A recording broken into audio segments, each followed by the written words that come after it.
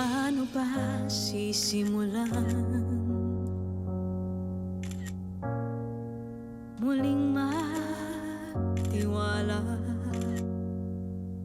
Pilit ko man kalimutan, bumabalik pa rin ang nagawa.